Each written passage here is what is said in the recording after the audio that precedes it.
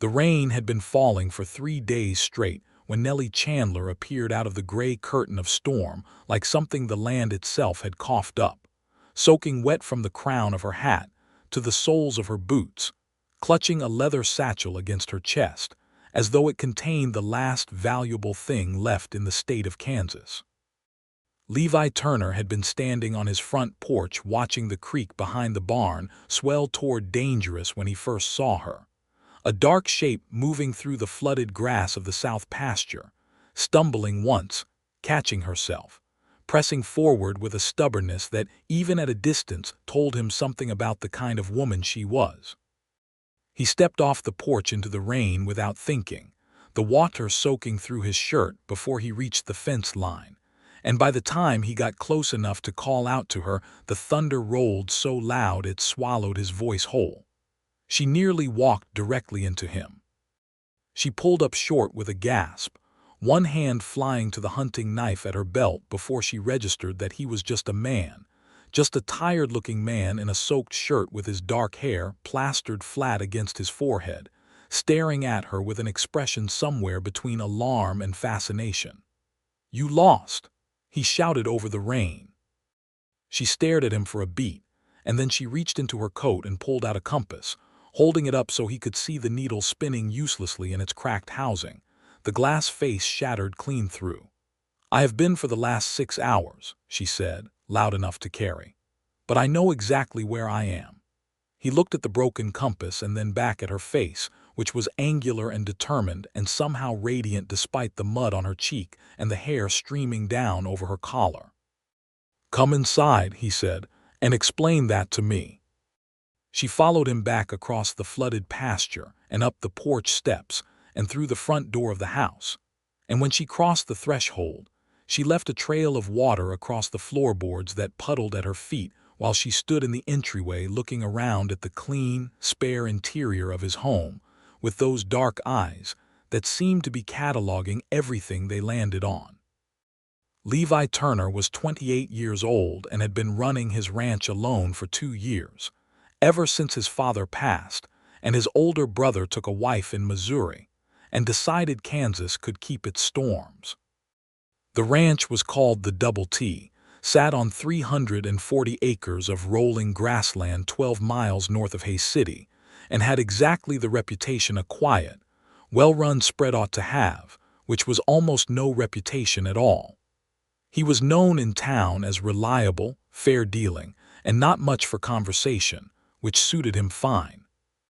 He got the fire going in the kitchen hearth without much ceremony and set a kettle on the hook, and turned to find that the woman had set her satchel on his kitchen table with a care that suggested it was fragile, and she was now unbuttoning her coat with fingers that he noticed were shaking, though not from fear. "There is a blanket on the chair there," he said. "Sit by the fire. You will get sick if you do not warm up." "I am not fragile," she said. "I did not say you were. I said you will get sick. There is a difference." She considered this for a moment, then took the blanket and pulled the chair close to the fire and sat in it, and he watched her relax almost imperceptibly as the warmth reached her. "Nellie Chandler," she said, extending a hand. He crossed the kitchen and shook it. Her grip was firm and her hand was cold. "Levi Turner. Mr. Turner, you own this land." "I do, 340 acres of it." She nodded as though this confirmed something. "Then we have a great deal to discuss." He pulled out the other chair and sat across the table from her, and he looked at the satchel, and then he looked at her, and something told him that the last several ordinary months of his life were about to end. He could not have said what gave him that impression. Maybe it was the way she sat, upright and purposeful, even wrapped in a blanket in a stranger's kitchen. Maybe it was the way she had said "we" as naturally as breathing, as though she had already decided they were in this together, whatever this was. "Then talk," he said. Nellie Chandler, it turned out, was a land surveyor. Not a woman who had watched a land surveyor work and picked up a few terms. Not a woman who had married a surveyor and absorbed his knowledge through proximity, but an actual, trained, licensed land surveyor, which in 1878 in the state of Kansas was a thing so unusual that Levi sat very still while she explained it, and kept his face neutral. Because he had the strong sense that she had spent considerable time in her life watching men's expressions change the moment this information landed on them, and that she was watching his now. "My father was a surveyor," she said. "He had no sons. He taught me everything he knew and then spent 3 years helping me navigate the licensing process, which was, as you might imagine, not designed with women in mind. I received my license from the state of Kansas 4 months ago. I am 25 years old and I am as qualified as any man you have ever hired to do this work." "I have not hired you," he said. "Not yet." The kettle began to whistle, and he got up and made coffee and brought 2 mugs to the table, and she wrapped both hands around hers and drank without waiting for it to cool.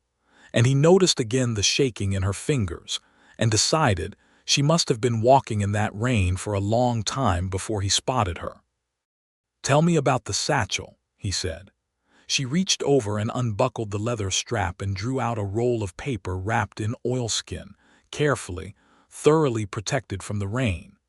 She spread it on the table and he leaned forward, and what he was looking at was a land survey so detailed and precise that for a moment he forgot everything else. The double T's boundaries were drawn with a fine hand, every corner stake marked, every fence line noted, every natural marker from the limestone outcropping on the north end to the dry creek bed in the southwest corner precisely located. He looked at it for a long time. "How did you do this in a rainstorm?" he said finally. "I started before the rain. I finished in it."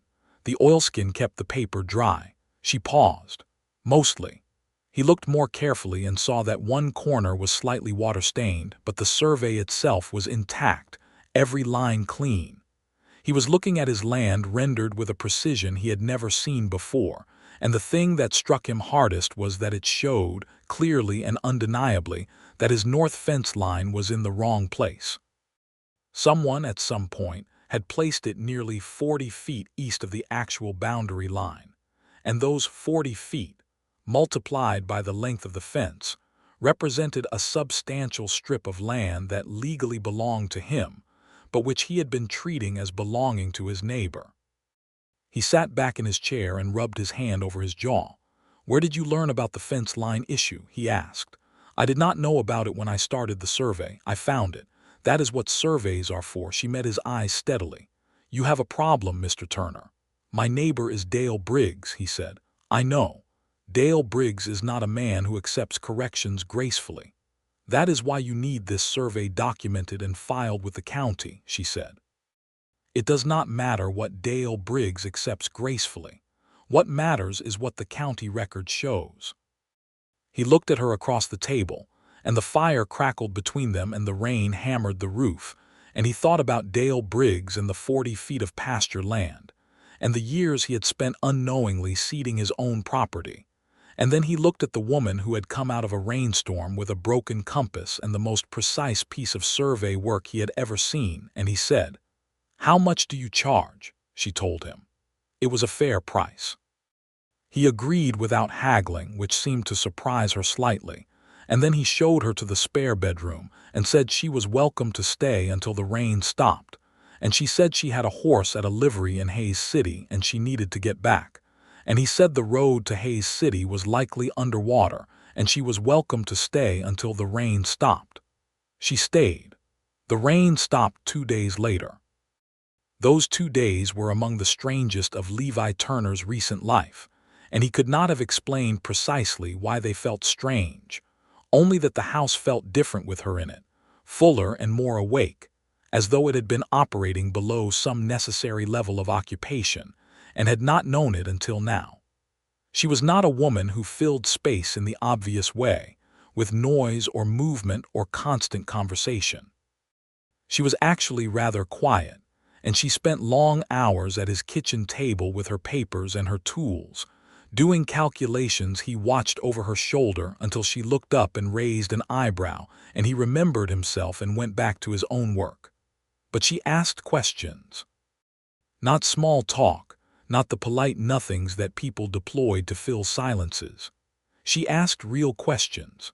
She asked about the land, about the creek drainage patterns, about which of the pastures went dry first in summer, about whether the north pasture had always been used for cattle or whether it had ever been used for crops. She asked about his father, and when he answered carefully, measuring his words, she listened with that full attention she gave everything, and he found himself saying more than he had planned. On the second evening, the rain softer now, barely more than a mist, they sat on the porch after supper and he asked her where she had come from. "Lawrence," she said. "Originally, my father had a practice there. He passed 18 months ago. I am sorry," he said. "He taught me well enough that I can continue the work he loved. I find it is the best way to honor someone. Do you have family there still? A mother who does not understand why I do this work and would prefer I marry a lawyer." She said it without bitterness, almost with affection. "We have reached an agreement. She worries I write letters, she keeps worrying."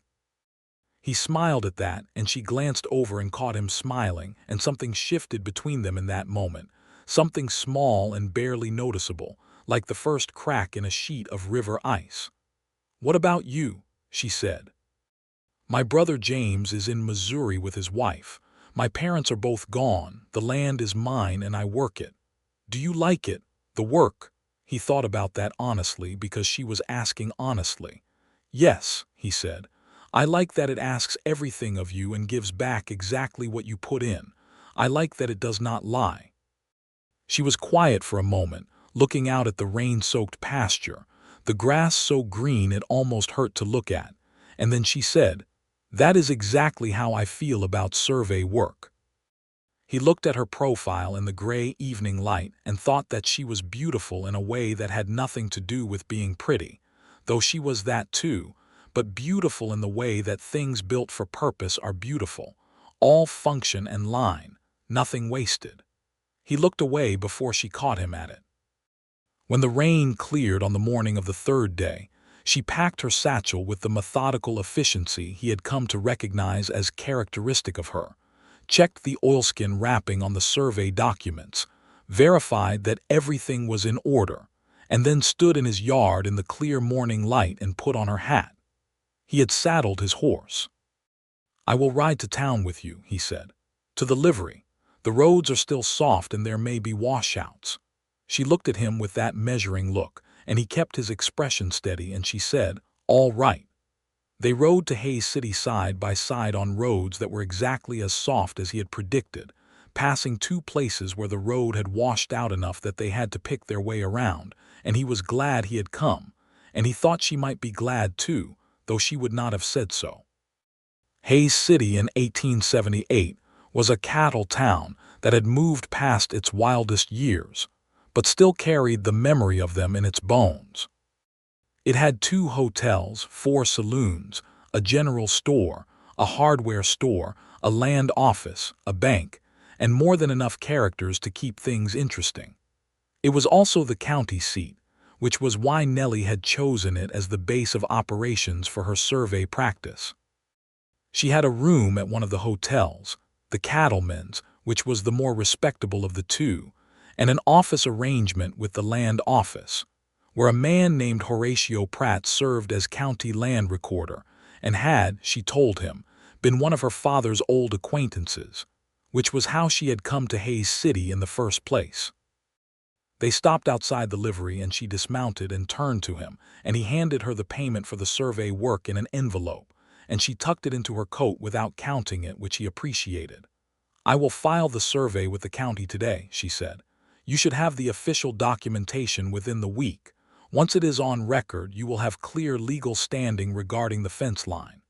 And Briggs," her expression was thoughtful, "the document will speak for itself. Whether you choose to address it with him directly is your decision, but having it on record means the truth is established. That matters." "Yes," he said, "it does." They stood for a moment with the morning sun starting to warm the wet street around them, horses moving past, the town waking up around them, and he turned his hat in his hands once and said, "If you find yourself doing survey work in this part of the county again, Miss Chandler, I hope you will stop by." She smiled then, a real smile, not the polite professional one she deployed in the land office, but a genuine one that changed her whole face. "I suspect I will," she said. "This part of the county has a remarkable amount of disputed boundary work." He rode home wondering what she had meant by that and aware, with a clarity that made him slightly uncomfortable, that he was hoping he would see her again very soon. He saw her 11 days later. She arrived at the Double T not out of a rainstorm this time, but in the full heat of a bright June afternoon, riding a capable-looking gray mare and wearing a practical canvas jacket, her survey equipment in the packs behind the saddle. She dismounted at the fence, and he came out of the barn to meet her, and there was something in the ease of her greeting, the way she said his name, that told him she had been thinking about coming back in a way that went beyond the professional justification she was about to offer. "The Hendricks property to your east has a boundary dispute with the Marlowe claim," she said. "I am doing a full survey of both claims for the land office. Given that your eastern boundary abuts the Hendricks land, I will need to verify your eastern stakes as part of the work. I hope that is not an inconvenience." "Not at all," he said. "Do you need assistance? I would not refuse it." He spent the afternoon helping her, holding the survey rod at the stakes she identified, waiting while she read her transit and called out measurements, watching her work with a focus that went beyond the survey. He was learning her. The way she moved across uneven ground with sure, confident steps. The way she talked to herself in a low voice when she was reading the instrument, not words exactly but a kind of murmur of concentration. The way she stopped sometimes and just looked at the land, and he had the sense that she was seeing something he could not, some underlying geometry of the earth that was visible only to those trained to look for it. At the end of the afternoon, he asked her to stay for supper. She stayed. And she stayed for supper 4 more times over the next 6 weeks, each visit connected to some piece of survey work in the vicinity, each one growing easier and less formal than the last, the professional justification wearing thinner with every visit until one evening at the end of July, she arrived without any survey equipment at all, just herself and the gray mare and a jar of her mother's preserves. And when he came to the door and looked at her standing there empty-handed, she tilted her chin up slightly in that way she had and said, "I was in the area." He stepped back and held the door open and said, "Come in." They sat on the porch after supper that evening, and the sun went down slow and red over the western pasture, and the air smelled of grass and the lingering heat of the day. And he told her about the conversation he had finally had with Dale Briggs regarding the fence line, which had been every bit as difficult as he had anticipated, but had ultimately been resolved in his favor, because the county record was what it was, and even Dale Briggs could not argue with a properly documented survey. He was angry, Levi said. Was he threatening? He was Dale Briggs, which amounts to the same thing, but he moved the fence. He paused. I think he was more startled than anything. He genuinely did not know the line was wrong. His father had placed that fence, and I think he had always assumed it was correct. Most people do assume, she said. That is why boundary disputes multiply over generations. Everyone assumes the fence is where it belongs and no one checks. You check, he said. That is my profession. It is more than a profession, he said. The way you talk about it. She was quiet for a moment, and then she said, "My father used to say that a surveyor's real work is not measuring the land. It is establishing truth. Every stake he drove was a declaration. This is where things actually are, as opposed to where people believe them to be or want them to be." She paused. I found that meaningful. I still do. Your father sounds like a good man, Levi said. The best man I have ever known, she said simply. Until recently. There was a silence after that, not uncomfortable but weighted with something that neither of them moved to name, the way you might stand beside a door without opening it, aware of everything on the other side. He looked at her profile in the evening light, and she was looking out at the darkening pasture with an expression he was beginning to recognize, thoughtful and open, the expression she wore when she was letting herself feel something she normally kept carefully managed. "Nellie," he said. She turned to look at him. "I would like to call on you," he said, "if you are amenable to that." She held his gaze for a moment, and in that moment he saw several things cross her face in quick succession: surprise, pleasure, consideration, and then something that settled into warmth. "I'm amenable to that," she said. He took her hand, which was warm now, summer warm, and not shaking at all. They were careful with each other in the weeks that followed, the way people are when something matters and they do not want to be careless with it.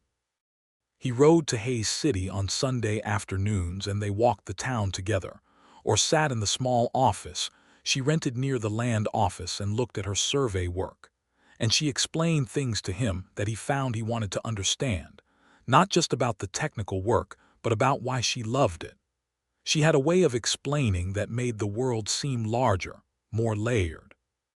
She would show him a map and talk about the land beneath it, the geology, the water patterns, the human history layered over the natural history. And he would sit across from her desk and listen, and watch her eyes light up, and think that he had never in his life met anyone quite like her. He also introduced her to the practical reality of ranching disputes, of which the Double T had accumulated several in recent years, and she brought her surveyor's clarity to each one, not just the boundary questions but the thinking, the establishing of what was actually true versus what was assumed or claimed. There was also the matter of what the town made of her. Hayes City was not, by 1878, the wildest town in Kansas. That reputation belonged to Dodge City now. But it was still a cattle town, still shaped by the assumptions of a predominantly male enterprise, and Nellie Chandler's presence as a licensed professional woman doing technical work that men generally did was something the town had not yet decided how to regard. Most people settled on wary respect, which was the dignified end of the spectrum. Horatio Pratt at the land office had been a genuine ally from the start, his long friendship with her father coloring his view of her warmly. A handful of ranchers and landowners who had hired her for survey work came away with clear satisfaction at the quality of her work, which was the best advertisement she had. But there were others, inevitably, who expressed their discomfort in the way of the time, through dismissal, through doubt, through the kind of skepticism that would have dissolved instantly if she had been a man. A rancher named Theodore Coulter hired her in late August for a survey of his western property line, and then refused to accept the results, claiming that a woman could not be trusted to read a transit accurately. He hired a male surveyor from Salina to repeat the work. The Salina surveyor's results matched Nellie's within 3 feet, which was within acceptable variance. Coulter paid both surveyors without apology. She told Levi about it over supper at the Double T matter-of-factly without visible injury, but he saw something in her eyes that told him it had cost her something to absorb it gracefully. "That is not right," he said. "No," she agreed. "But it is the situation and I do not have the luxury of letting it make me bitter. The work is accurate. It will keep being accurate. Eventually that becomes its own argument." "Does it though?" he said. "Does it actually work that way?" She looked at him with an expression of quiet appreciation, as though she had not expected him to press the point. "Not always as fast as I would like," she said honestly, "but it is the best tool I have." The truth, documented and repeated and consistent. He got up and refilled her coffee without being asked, which was something he had started doing without noticing it, the small domestic attentions that accumulate between people who are becoming necessary to each other. "I will speak to Coulter," he said. "You will not," she said, not unkindly. "This is my fight and I will fight it on my own terms, but I appreciate that you wanted to." He sat back down. "All right," he said. "Then I will say this instead. There are 8 ranches in this county that I know personally need professional survey work.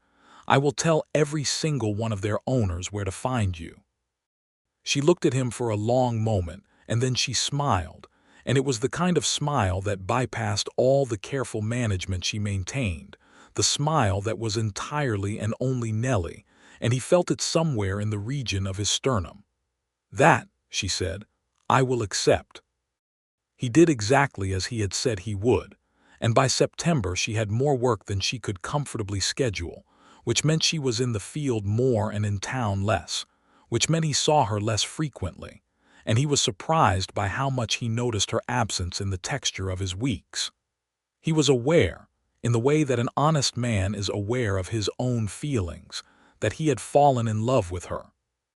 He was also aware that this was not a simple or uncomplicated thing, because Nellie Chandler was not a woman who would fold her life into another person's without deliberate thought, who would subordinate her work and her purpose to the easier categories that the time and place offered women. He respected this about her completely and without reservation. But it meant that whatever came next between them would have to be built deliberately, with care, out of something more solid than convenience or proximity. He had been thinking about this for several weeks when the letter arrived from his brother James. The letter was friendly in tone, but its content was disquieting. James had heard, through the network of correspondence that connected Kansas ranchers, that a land development company out of Chicago had been buying up land in their county, not through open negotiation, but through a series of legal maneuvers that questioned the validity of original homestead claims. They had already forced 2 families off their land in the neighboring county to the south. They operated through a local agent, a man named Prescott, who had recently arrived in Hays City. James wrote that he was worried about the Double T's claim, given that their father's original homestead filing had been done in some haste during the land rush years and might contain irregularities that a determined legal challenge could exploit.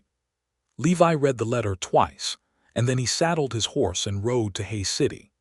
Nellie was in her office when he arrived, a map spread on her desk and a magnifying glass in her hand, her reading spectacles on, her hair coming slightly loose from its pins. She looked up when he knocked on the open door, and something in his face must have communicated urgency, because she set down the magnifying glass immediately. "What is it?" she said. He told her about the letter and about Prescott and about the Chicago company. He watched her expression as he talked, watched it move from attentiveness to a focused concern that was also something else, something personal, as though this touched something she had already been thinking about. "I know about Prescott," she said when he had finished. "He was in the land office last month. Horatio mentioned it to me, and I did not think much of it at the time because I had not heard about the pattern in the South County yet." She took off her spectacles. "He is looking for claims with documentation problems. And my father's filing." "I do not know the state of your father's filing," she said, standing. "But I know how to find out. Sit down." He sat. She went to her filing cabinet and pulled out several folders and began moving through them with efficient speed, and then she went to Horatio Pratt's office, which was next door and connected by a side door, and he could hear the murmur of voices, and then she came back with another folder. "Your father filed his original homestead claim in 1859, she said, sitting across from him and spreading documents on the desk. The survey at the time was done by a man named Crawford, who was a competent surveyor, but was working very quickly during a period when the land office was overwhelmed with claims. I have looked at several of Crawford's surveys from that period, and they are adequate but not detailed." She looked up. If someone were looking for irregularities, Crawford's surveys from 1859 would be a logical place to look. "Can they actually challenge a 20-year-old claim?" he said. "With the right lawyers and the right documentation gaps, yes, it has been done." She paused. "But there is a defense. A comprehensive modern survey, cross-referenced with the original filing and all subsequent county records, would establish the validity of your claim beyond any reasonable legal challenge. The kind of survey that leaves no gaps, no ambiguities, no questions that a clever lawyer could turn into doubt." He looked at her. "How long would that take?" 2 weeks for the field work, another week for the documentation." She held his gaze. "This would be the most thorough survey I have ever done. I would want to do it right." "Then do it," he said. "Levi," she said, using his first name as naturally as she always did by now, "this is going to cost significantly more than the original boundary survey. I know, And it will mean I am on your property for 2 weeks. I know that too, he said, and he met her eyes and did not look away, and she did not look away either, and something that had been hovering between them for several months settled, quietly and completely, into the space between them. All right, she said. I will start Monday. The 2 weeks of the comprehensive survey were the 2 weeks in which everything between them changed, because they spent them in the kind of close, sustained proximity that strips away the careful performances people maintain and leaves the actual people underneath.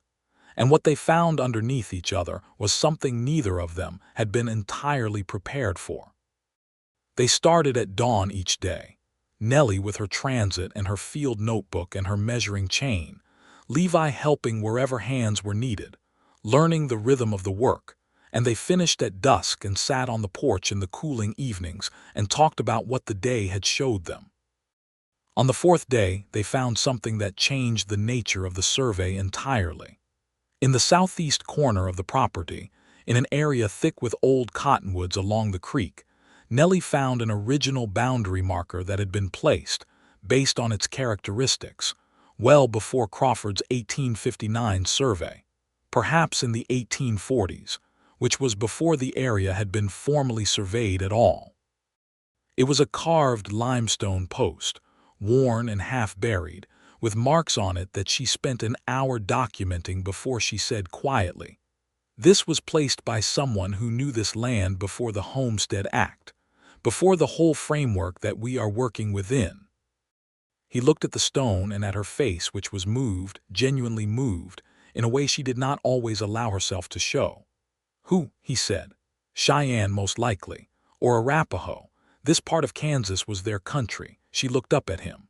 "All of this was their country, and the surveys we do now, the documentation we file, the claims we establish, all of that is built on top of a set of prior claims that no one documented because no one thought they needed to be documented. Because no one thought those claims mattered." She paused. "They mattered, they matter." He stood beside her in the cottonwood shade and looked at the carved stone and felt the weight of what she was saying, the layers of history beneath every fence line and survey stake, the way the land held records that no county office contained. "My father knew some of this," he said slowly.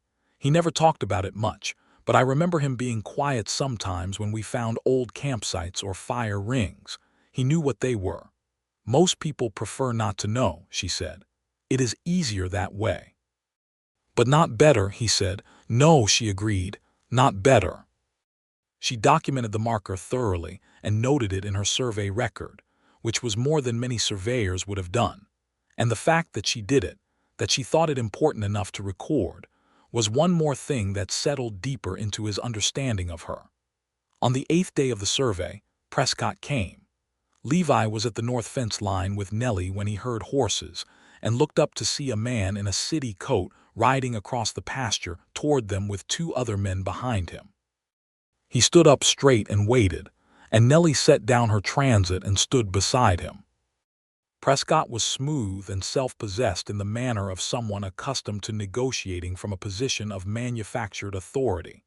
He introduced himself pleasantly, spoke admiringly of the land, and then, in the same pleasant tone, mentioned that his company had identified several irregularities in the original filing for this property and would be interested in discussing a resolution. "What kind of resolution?" Levi said. "My clients are prepared to make a fair offer for the land," Prescott said. "Given the documentation issues, it would save considerable legal expense for all parties." "There are no documentation issues," Nellie said. Prescott turned to her with the careful blandness of a man recalibrating. "I am sorry, ma'am. I am a licensed land surveyor, and I have been conducting a comprehensive survey of this property for the past 8 days. The original homestead filing, cross-referenced with county records going back to 1859, and the original survey notes, shows a clean, unambiguous claim. Any irregularities in the Crawford survey have been resolved by thorough modern documentation." She picked up her field notebook and held it open. "I would be happy to walk you through the findings if you have some familiarity with survey methodology." Prescott looked at the notebook and then at her and then at Levi, and his blandness slipped just slightly. "The filing has not been completed yet," he said, recovering. "Until it is filed with the county, it has no legal standing." "It will be filed by the end of this week," Nellie said. "I suggest you communicate that timeline to your clients." There was a silence in which Prescott and Levi looked at each other, and then Prescott turned his horse without a further word and rode back across the pasture the way he had come, the two men following. Levi let out a long breath. "Well," he said. "He will not be back," Nellie said. "Not for this property. There are easier targets." That is how these operations work. They look for soft ground. She picked up her transit and set it back on its tripod. "Your ground is not soft." He looked at her, and the morning sun was behind her, and she was already looking back at her instrument, completely focused, completely herself. And he thought that he had never in his life felt what he was feeling right now, this specific kind of certainty that exists beyond argument. They finished the survey on the 14th day, right on schedule. She spread the completed documentation on his kitchen table that evening, every sheet in order, the master survey drawing on top, and walked him through it page by page with the quiet thoroughness that characterized everything she did. When she was finished, she rolled the documents and wrapped them in their oilskin and set them by her satchel, and then she stood in his kitchen, and there was a moment in which neither of them had an immediate next thing to do. "You will file it tomorrow," he said. "First thing in the morning," she said, "and then," she looked at him, "I have a survey in the Northwest County next month, 2 weeks of field work at minimum. And after that—" She tilted her head slightly, the way she did when she was deciding how honest to be. "After that I do not have anything currently scheduled," she said. "Then I want to ask you something," he said, "and I want to be clear that the question has nothing to do with the work and everything to do with what I have come to feel for you over these past months, which is considerable and which I expect you have noticed." "I have noticed," she said. "I love you, Nellie," he said. He had not planned to say it quite so directly, but the directness felt right, felt like her, like what she deserved. "I love the way you think and the way you work, and the way you insist on truth even when it is inconvenient. I love that you came out of a rainstorm with a broken compass and a perfect land survey, and somehow that was the most sensible thing I had seen in years. I would very much like to know if you have any feelings in return that might make it worth discussing a future." The kitchen was quiet around them, the evening settling over the land outside, the fire low in the hearth. She looked at him for a moment that felt long, and then she crossed the kitchen in 3 steps and kissed him, which was an answer so definitive, and so unlike her reputation for careful deliberation, that it surprised him into a beat of stillness before he kissed her back. And then it did not surprise him at all, because it felt like the most natural and inevitable thing that had ever happened in this kitchen. She pulled back after a moment and looked at him with color in her face and her usual composure somewhat rearranged, and she said, "I love you too. I have been trying to be professionally appropriate about it for approximately 4 months, and I believe I have done a creditable job, but I am relieved to be finished with that." He laughed, a real laugh, and she laughed too, and that was the best sound he had heard in the double T since he could remember. They talked for a long time that night, about what a future would look like, and they talked about it the way they did everything, honestly and directly, acknowledging the complications without pretending they were simple. Her work mattered to her and she would not stop it. He did not want her to stop it. She said that plainly, and he said, equally plainly, that the idea had never occurred to him, and she looked at him in a way that told him that it had occurred to several other people in her life, and that his response meant something to her because of that. They talked about where she would base her practice, about the logistics of a surveyor's life, the travel, the field work, the seasonal rhythms. They talked about the ranch, about what he needed and what the land needed. They talked about his brother James, who would be pleased, and her mother in Lawrence, who would have a great deal of feelings in a great many directions. By the time the fire had burned down to coals, they had not solved everything, but they had established something, the way a survey establishes something, the true position of where they were and what they were to each other. She went back to her room at the Cattlemen's Hotel the next morning after breakfast, and she filed the survey at the land office, and Horatio Pratt looked at it and then looked at her over his spectacles and said, "This is the best survey I have received in 15 years in this office, Miss Chandler." She thanked him with a composure that had a great deal of happiness underneath it. Levi came to town on Sunday and called on her formally, which made her smile because she had already kissed him, but she understood what he was doing, establishing the proper shape of things, demonstrating that she was someone to be called upon properly. They were formally engaged in October, which caused a significant ripple of interest in Hayes City. The reaction was mixed in the specific ways she had taught him to expect. Most people were genuinely warm. Some people were puzzled that a capable rancher had chosen a professional woman, rather than someone whose life would fold more seamlessly into his. A few people said things, not to her face generally but in the conversational margins of saloons and general stores, that circulated back. He heard one of these things said once, and he handled it the way he handled most things, quietly, directly, and without violence, looking the man in the eye and saying, in a level voice, that Nellie Chandler was the most capable and remarkable person he had ever known, and that he considered himself fortunate to have her, and that anyone who had a problem with that was welcome to bring it to him directly. The man did not bring it to him directly. Nellie's mother, Margaret Chandler, came from Lawrence for the engagement. She was a small, energetic woman with Nellie's dark eyes and a quantity of anxious concern that she expressed in rapid, well-intentioned speech. She walked through the Double T with an expression of calculation and walked around the town of Hayes City with an expression of mild alarm, and then she sat down in the kitchen of the ranch house and drank Levi's coffee and looked at him for a long time and said, "My daughter is exceptional." "I know," he said. "She will not be what most men want in a wife." "With respect, Mrs. Chandler, I am not most men." She studied him for another long moment, and then something in her settled visibly like a bird landing. "No," she said. "I can see that you are not."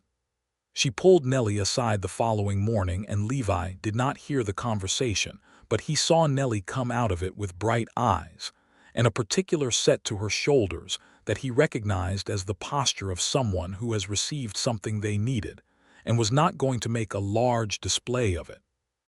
They were married in November 1878, on a clear cold day with the first light frost on the grass, in the small church in Hayes City that Levi attended infrequently but respectfully. Horatio Pratt gave Nellie away, at her request, because she said her father would have liked him for the role and she thought it fitting. Levi's brother James came from Missouri with his wife Clara, a composed and kind woman who took Nellie's hand immediately upon meeting her and said, "James has been telling me about the survey work. I want to hear everything." The wedding was simple, and the dinner afterward at the hotel was warm and full of the kind of conversation that happens when the right people end up in a room together.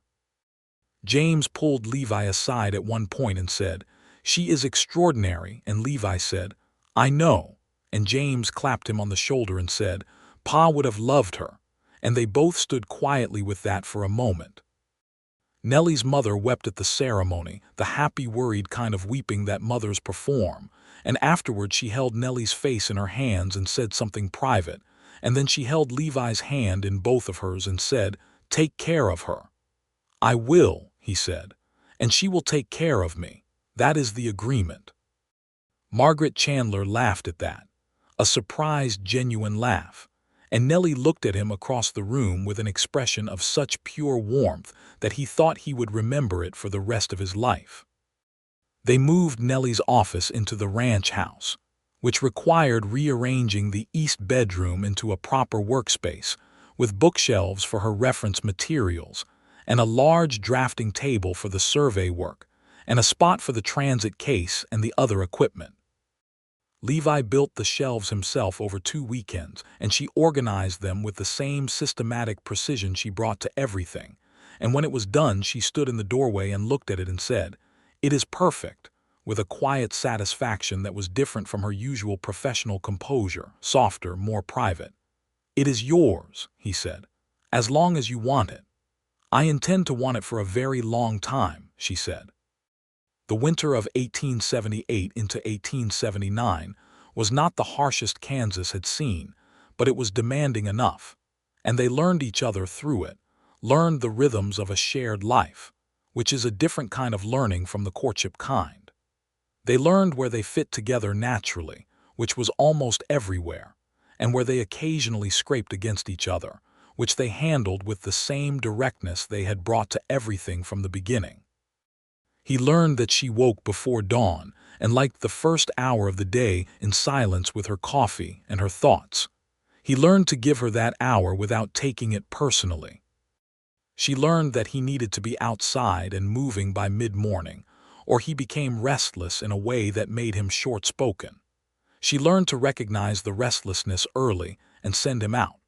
They learned to argue quickly and resolve quickly, without letting things accumulate, because both of them had the kind of temperament that handled direct confrontation better than simmering.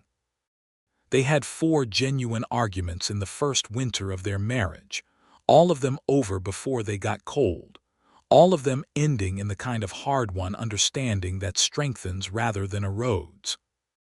One argument was about Dale Briggs, who had come around in January with a revised version of his grievance about the fence line, this time accompanied by a lawyer from Salina who had found a different angle of attack.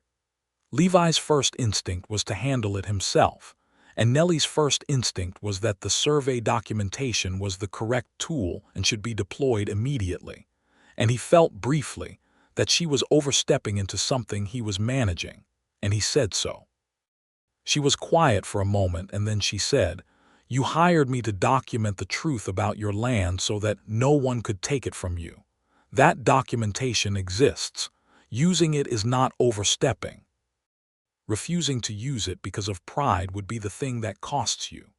He stood with that and recognized that she was right and said so, and they went to the land office together, and Horatio Pratt showed Briggs's lawyer the filed survey, and the lawyer went home, and the matter was finished for good. After that, Levi did not think of her professional involvement in matters of the land as overstepping. He thought of it as the very thing he had needed, without having known he needed it, since before he met her. In March, she told him she was expecting. He stood in the kitchen with that information for about 3 seconds, and then he crossed to her and held her, and she let herself be held, which was not something she did easily in a general way, and they stood there in the morning light for a long time. "Are you frightened?" he said. "A little," she said honestly. "Are you?" "A little," he said. "But mostly I am glad." "Mostly I am glad too," she said. Her pregnancy did not stop her survey work through the spring and early summer, because she was healthy and practical, and saw no reason to stop work that she was fully capable of doing. She made adjustments. She took on slightly less field work and slightly more of the office work, the documentation and the calculations and the filing, but she kept working, and Levi supported this without comment, which she noticed and valued. She did take on an assistant that spring, a young man named Eli Marsh, 17, who was the son of a local homesteader and had an aptitude for the work that she recognized immediately. He was good with the equipment and better with the measurements, and he learned fast, and she taught him with the same thoroughness her father had brought to teaching her, because she believed in passing knowledge forward. The Prescott situation had one more chapter. In April of 1879, word came from the southern county that the Land Development Company had succeeded in challenging 2 more homestead claims and had acquired the land. Nellie spent 2 weeks working with the county land office and a lawyer she trusted, documenting the existing claims in the area most vulnerable to challenge, essentially doing for the surrounding ranches what she had done for the Double T, creating survey records so thorough and well documented that a legal challenge would have nothing to grip. Several of the ranchers she helped were not people who would have hired a woman surveyor on their own initiative. They accepted her help now because they were frightened, and because Levi Turner had sent her and told them to trust her. And by the end of the 2 weeks, every one of them had told her, in varying words and with varying degrees of gracefulness, that they were grateful and that they had been wrong to doubt. She received these acknowledgments with a grace that he found both admirable and slightly heartbreaking, because he knew how hard she had worked for the simple right to be taken at her professional worth. Prescott left the county in May and was not heard from again. The Land Development Company redirected its attention to Nebraska, where the survey records were reportedly thinner. Their son was born in September 1879, which was a long and difficult labor that Levi spent in the most sustained anxiety of his life, sitting outside the bedroom door while the midwife and Margaret Chandler, who had arrived 3 weeks early just in case, worked inside. James had written that he was praying for them. Horatio Pratt had sent over 2 jars of apple preserves, which was a gesture of such precisely Horatio-like warmth that Nellie had laughed when he delivered them, even in the midst of her discomfort. The boy came at dawn, red and loud and completely healthy, and when Nellie looked up at Levi from the bed with exhaustion and triumph in equal measure and said, "Come meet your son," he sat on the edge of the bed and took the small weight in his arms and felt something expand in his chest that had no adequate name. They named him Thomas, after Nellie's father, Thomas Crawford Turner, though the Crawford was her private tribute to the surveyor who had done his best with limited resources and left just enough of a record for her to build on. Thomas Chandler Turner was, from his earliest months, a child of insatiable curiosity, which no one who knew his parents found particularly surprising. He was reaching for things before he could sit and asking why before he could properly walk, and following his mother around her office and his father around the barn with equal determination, trying to understand everything at once. Levi taught him to identify the plants in the south pasture when he was 2 years old, crouching beside him in the grass and naming things, and Nellie started showing him how to read a simple map when he was 3, tracing the lines with his small finger and explaining what they meant, and the boy absorbed both with the same bright-eyed seriousness. The double T grew in those years. Levi added 40 acres to the north end, properly surveyed and documented from the start, and expanded the cattle operation gradually and carefully. The fence line with Dale Briggs remained permanently resolved. The other boundary disputes of the neighboring properties settled down as Nellie's survey work brought clarity to the county's land records over time, a quiet but substantial legacy. Her practice grew as well, not dramatically but steadily, because good work done consistently builds its own momentum.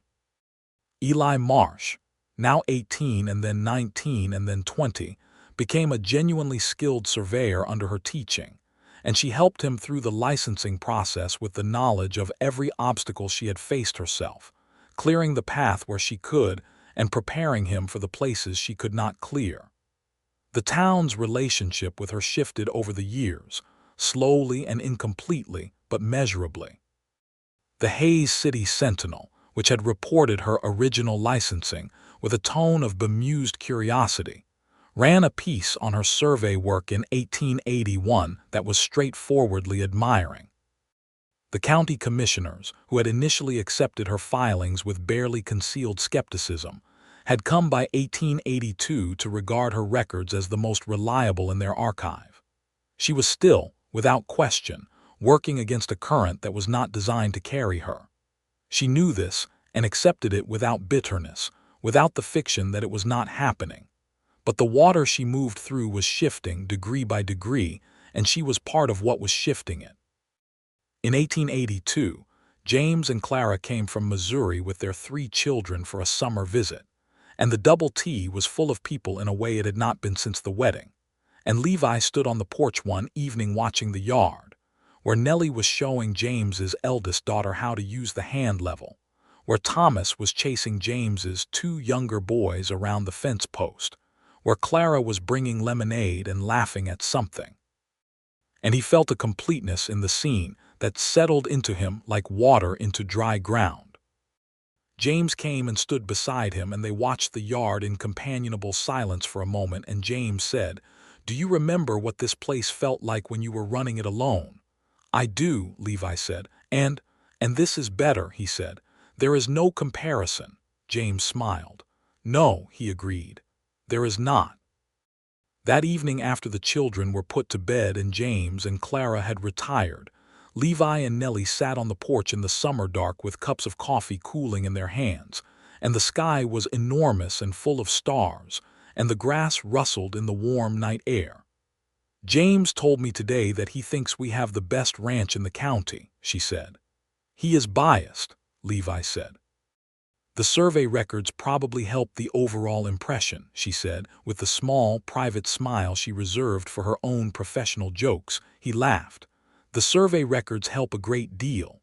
She was quiet for a moment, and then she said, "I want to tell you something." He turned to look at her.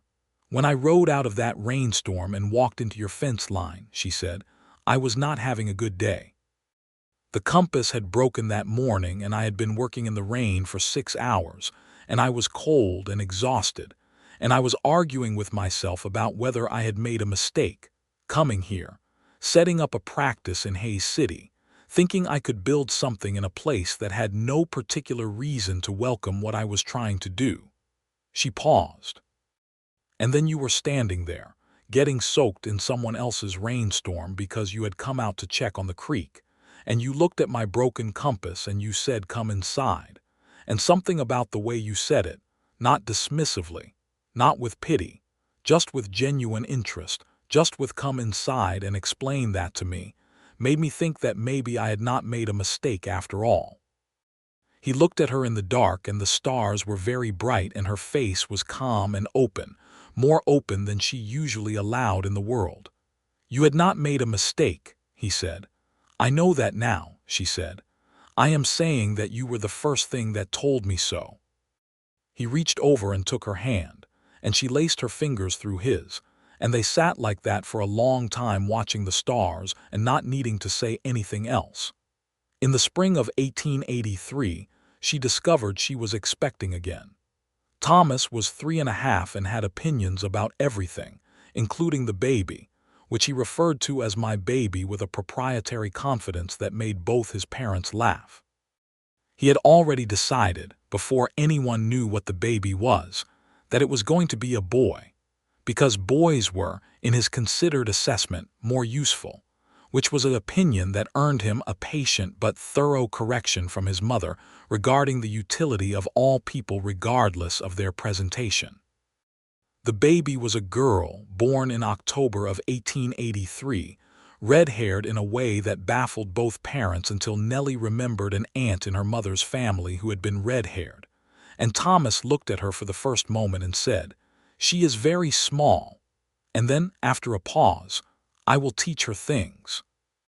They named her Margaret Frances Turner, Margaret for Nellie's mother and Frances for Levi's, and she was from her earliest days a different kind of child than Thomas, less interested in information and more interested in people, watching faces with an attention that Levi recognized, after a while, as being exactly like her mother's, the same quality of careful, complete attention.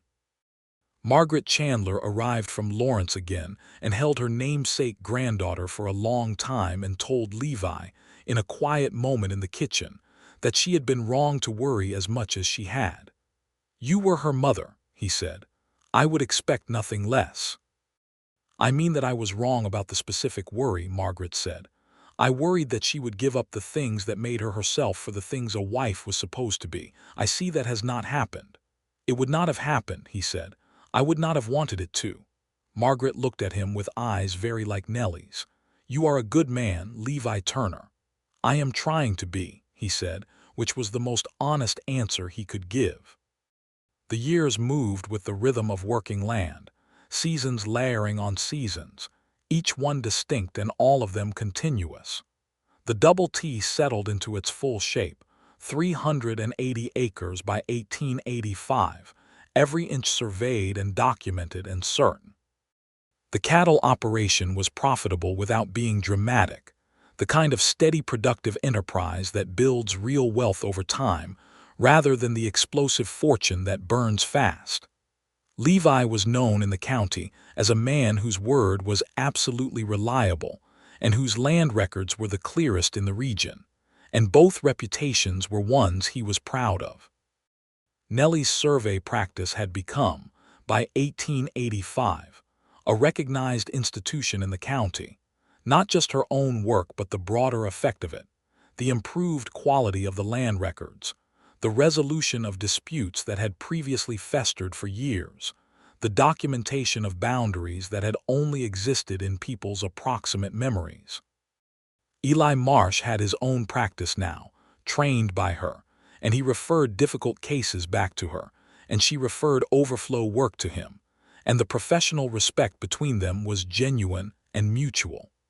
The Cattlemen's Sentinel ran a long piece on her in 1884 that was the kind of recognition that would have been unimaginable 6 years earlier.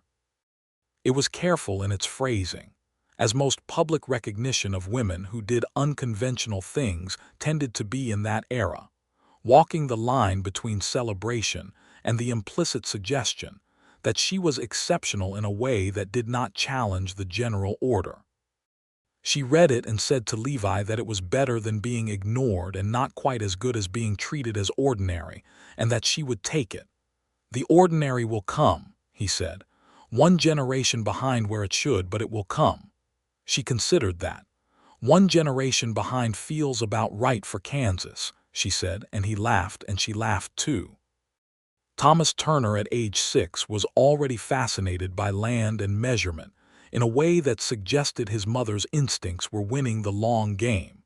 And at age 7, he was spending afternoons in her office learning to read maps and asking questions about the transit with a persistence that delighted her. She answered every question with the same thoroughness her father had given her, because she had never forgotten what that thoroughness had meant.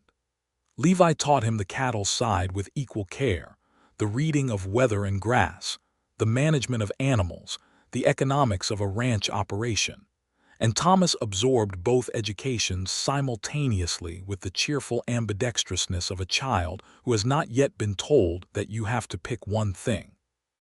Maggie, as Frances Margaret came to be called, was by age 2 a person of considerable social influence, capable of getting almost anything she wanted from her brother through a combination of enormous eyes and strategic expressions of distress, a talent that Nellie observed with a mixture of amusement and mild concern.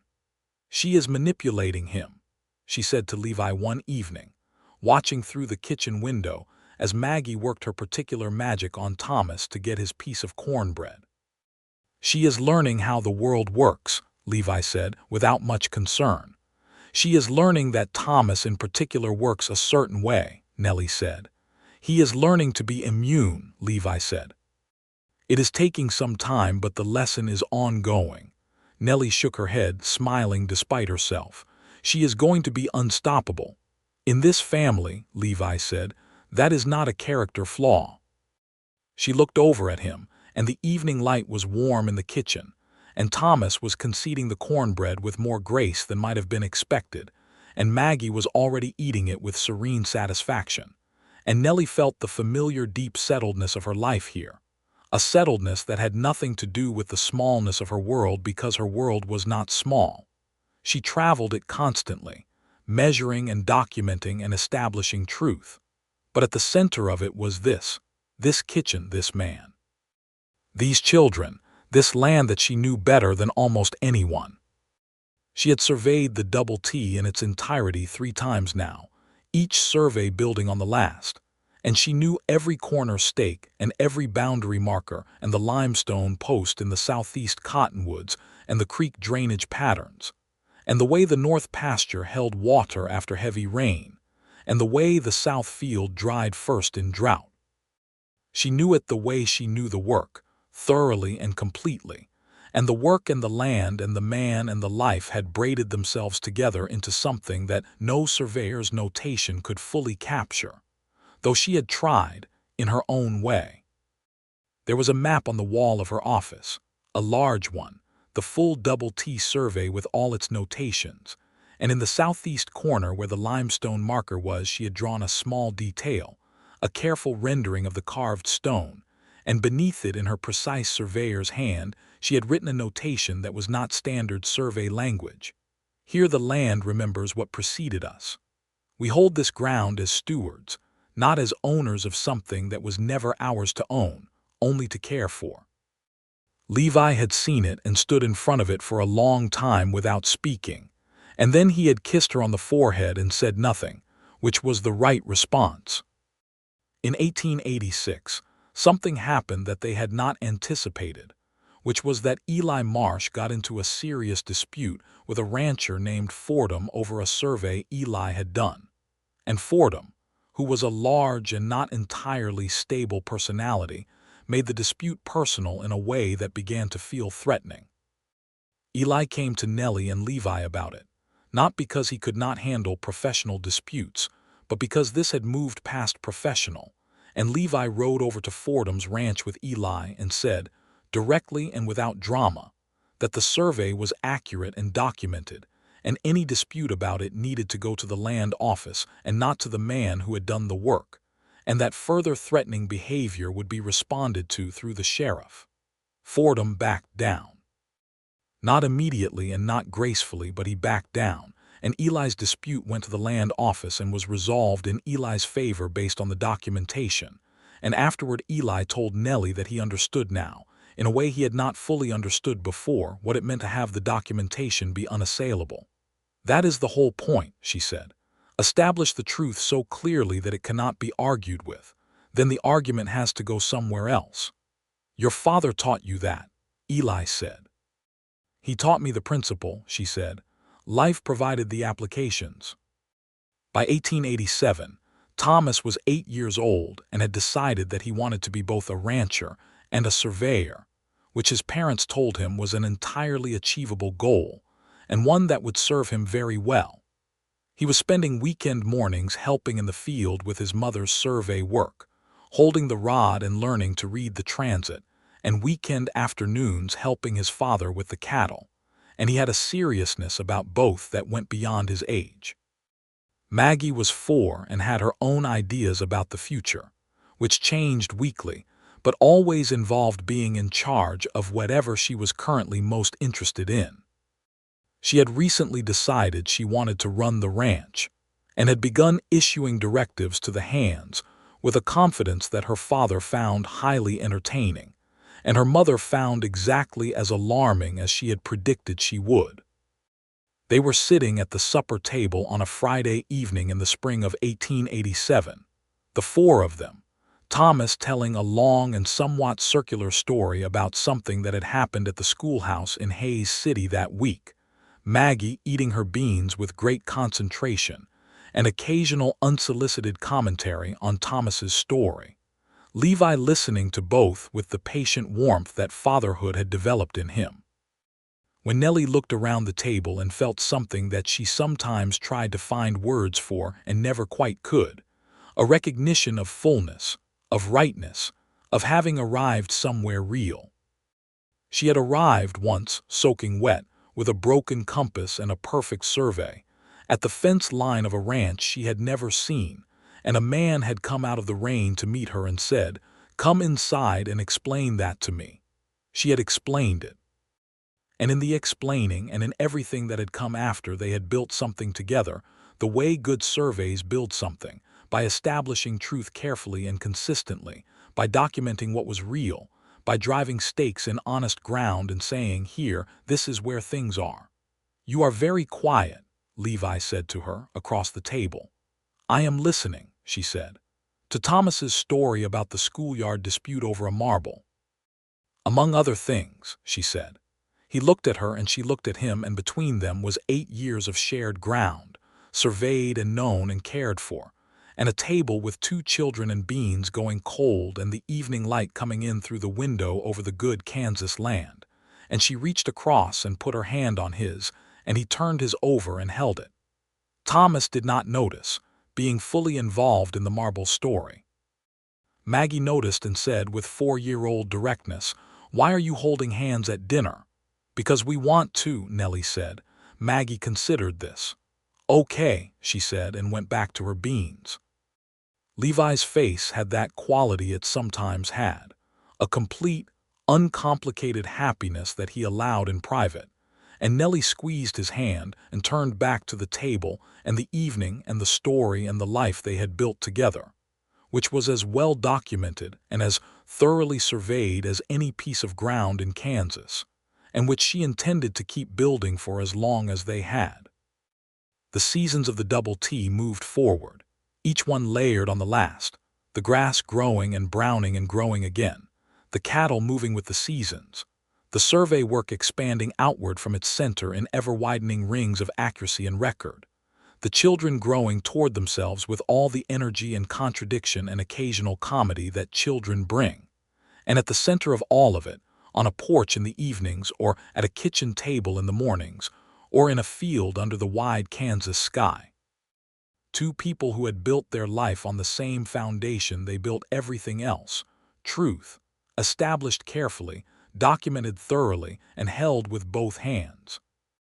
There was a moment in the summer of 1888 when Thomas was 9 and Maggie was 5, and the summer had been dry, and the north pasture was showing stress, and Levi was worried in the particular tight-jawed way that drought worry showed in ranchers, that Nellie came to find him at the fence line and stood beside him looking at the browning grass and said, "I have been looking at the water records.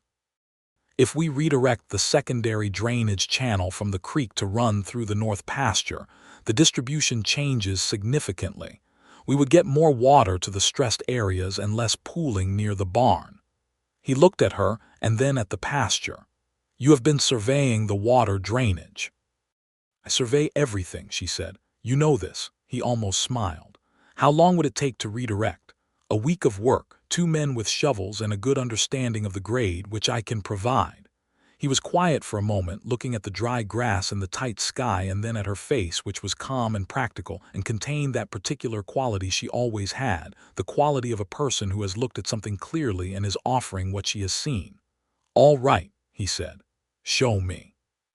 She showed him, and they spent the following week doing the work together. Him and 2 of the hands with the shovels and her with the level and the field notebook, redirecting the drainage along the grade she had mapped. And by the end of July, the north pasture was greening again in the places that had been suffering, and the cattle moved into it with the uncomplicated satisfaction of animals who do not think about the engineering but simply appreciate the result. One of the hands, a man named Gustavo who had been with the Double T for 3 years and was as good a practical rancher as Levi had ever employed, watched the cattle graze the recovering north pasture and then looked at Nellie and said, with a respect that had none of the earlier uncertainty he had shown toward her, "You saved that pasture, Mrs. Turner." "The drainage did," she said. "I just read it correctly." He shook his head. "Same thing," he said. She accepted that and she was content, and she went back to the house to start supper and stopped in the doorway of her office and looked at the big survey map on the wall and the notation in the southeast corner, and then she went to the drafting table and picked up her pen and added a small line at the bottom of the map, a notation that was not survey language either. It read, "Revised 1888, Drainage Improvement, North Pasture. This land continues to teach us how to care for it." She put the pen down and went to make supper, and the evening came in warm, and the children came in from the yard and Levi came in from the barn, and they were all at the table together.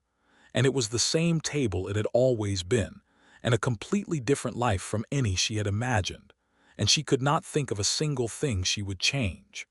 Not the rain that had driven her across the south pasture toward a fence line in the dark. Not the broken compass. Not the moment she had looked up and found him standing there, soaking wet and fascinated, asking to understand. Every stake correctly placed, every line drawn true. Every corner of the life she had surveyed and found, against all probability, and with more certainty than any instrument she owned, to be exactly where it should be. She had arrived soaking wet with a broken compass and a perfect land survey, and he had said, "Come inside and explain that to me," and she had explained it. And then they had explained everything else to each other, slowly and carefully, and with the accuracy that both of them demanded of their lives.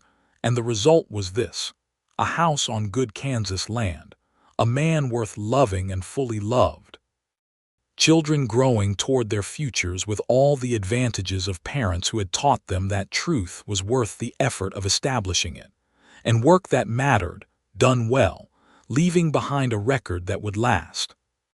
Thomas and Maggie grew up on that land, shaped by both parents in equal measure, and the double T passed forward not as a burden but as a gift, documented and certain and well-loved.